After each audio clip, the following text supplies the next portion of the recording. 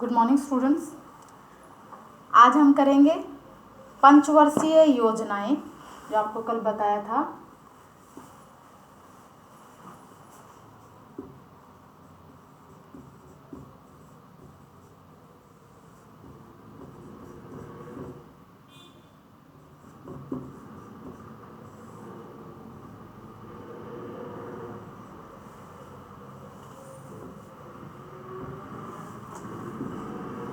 पंचवर्षीय योजना की बात करेंगे।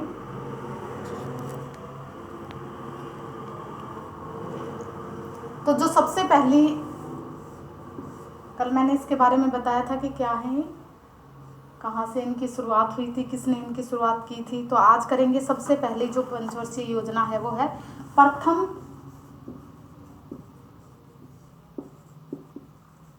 पंचवर्षीय योजना। फर्स्ट जो पंचवर्षीय योजना थी वो कब स्टार्ट हुई थी, पहले की बात करते हैं। पहली जो योजना थी वो 1 अप्रैल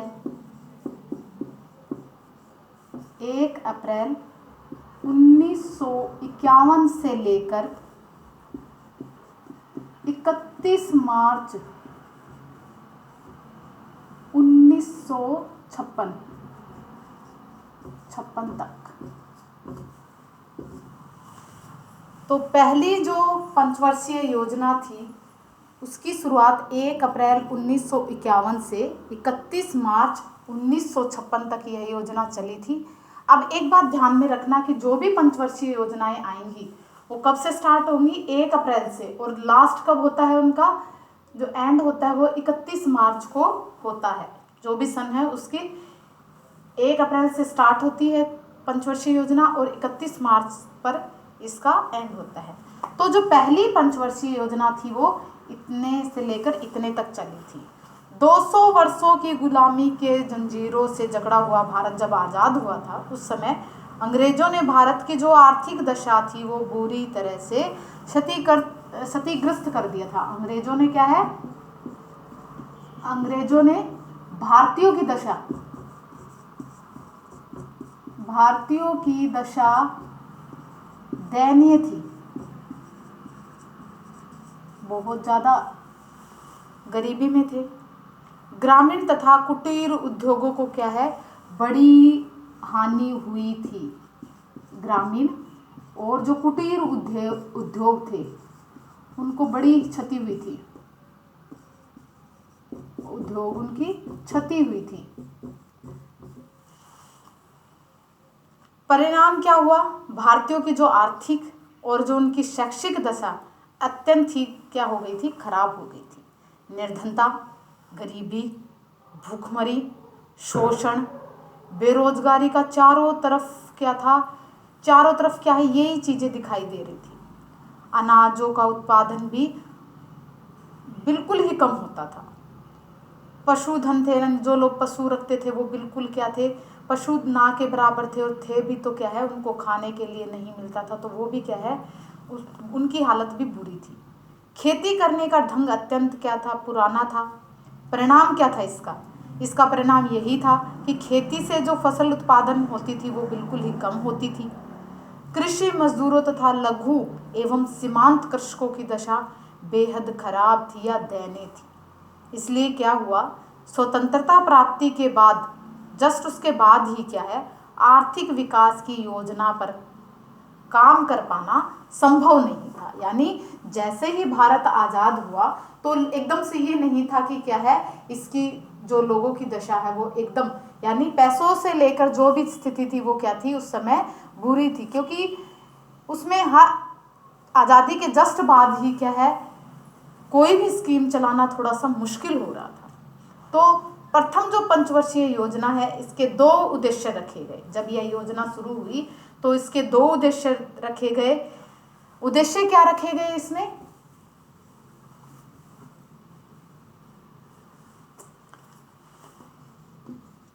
पंचवर्षीय जो योजना है, आपका ध्यान देने वाली बातें यही है कि प्रथम जो योजनाएं थी, जो भी है, ये आपके कॉम्पिटिटिव एग्जाम के पॉइंट ऑफ व्यू से इम्पोर्टेंट है। आप क्या है, कोई भी कंपटीशन की तैयारी करते हो तो उसमें भी आपके सिलेबस में तो है ही है। आप इन फ्यूचर आप किसी कम्पिटिटिव एग्जाम की तैयारी करते हैं तो उसके पॉइंट ऑफ व्यू से भी क्या है, ये चीज़ें इंपॉर्टेंट है। तो उसमें आपसे यही पूछी जाती है कि पंचवर्षीय, पहली जो प्रथम पंचवर्षीय योजना है वो कब स्टार्ट हुई, कब उसका अंत हुआ, और फिर जब अब कौन सी चल रही है वो कब से लेकर कब तक है, कितने वर्षों के लिए चलाई जाती है, ये सारी चीज़ें होती है। फिर ये है कि इसमें आपके एग्जाम में पूछेंगे कि क्या है इसका उद्देश्य, क्या है उद्देश्य क्या था इसका। देश में जो गरीबी अमीरी की खाई थी, पहले लोग क्या थे, अमीर और गरीब बटे हुए थे, आर्थिक विषमता को दूर करना, क्योंकि तब भारत में जमींदारी प्रथा थी। उस समय पे जमींदार जो लोग थे वो गरीब लोगों का, जो गरीब किसान थे उनका क्या करते थे, शोषण करते थे।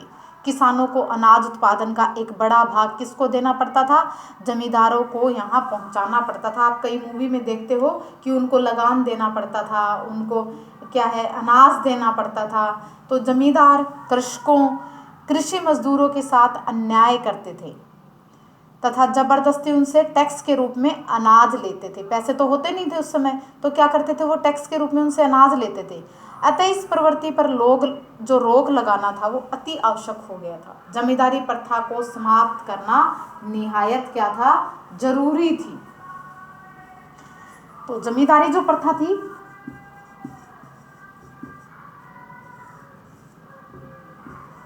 क्या था, उसको खत्म करना था। इसका यही उद्देश्य था कि इसको खत्म किया जाए। तो इस प्रकार से उनका उद्देश्य क्या था, जो जमींदारी प्रथा थी उसको क्या करना था, उसका समाप्त करना था। फिर था उसमें संपूर्ण देश में चहुमुखी विकास की प्रक्रिया को प्रारंभ करना, ताकि राष्ट्रीय आय में वृद्धि हो सके। राष्ट्रीय आय की वृद्धि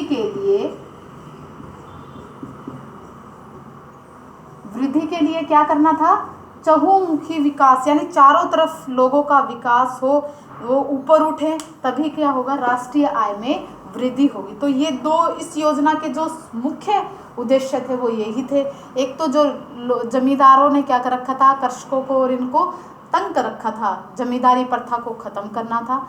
दूसरा जो इसका उद्देश्य था वो राष्ट्रीय आय में वृद्धि करना था। वो कैसे करना था, चहुमुखी विकास को शुरू करके, कि चारों तरफ जो भी काम है उनको शुरू करके विकास करना। तो इस प्रकार जो पहला उद्देश्य है अल्पकालीन था, ये थोड़े समय के लिए ही था, जबकि दूसरा जो उद्देश्य है वो क्या था, दीर्घकालीन था। ये जो उद्देश्य था वो क्या था, अल्पकालीन था, और ये जो उद्देश्य था वो क्या था, दीर्घकालीन था। ये अल्पकालीन और ये क्या था, ये जो उद्देश्य है वो दीर्घकालीन था। तो इस प्रकार से इन उद्देश्यों को, ये उद्देश्य लंबे समय तक चला और आज भी चल रहा है। क्या है, राष्ट्रीय आय में वृद्धि करना क्या है, एक लक्ष्य है, और ये थोड़े समय के लिए था, जिसको क्या है, थोड़े समय बाद में ही इसको समाप्त कर दिया। इस योजना में सिंचाई तथा परिवहन की तरफ ज़्यादा ध्यान दिया गया। और किस पर ध्यान दिया गया, सिंचाई और परिवहन पर, यातायात पर भी ध्यान दिया गया, ट्रांसपोर्टेशन पर भी ध्यान दिया गया। संचार साधनों का विस्तार किया गया। इस पंचवर्षीय योजना में प्रति व्यक्ति आय में वृद्धि 1 पॉइंट, यानी अब हर में आपसे क्या, हर एक जो पंचवर्षीय योजना है आप उससे पूछेंगे कि प्रति व्यक्ति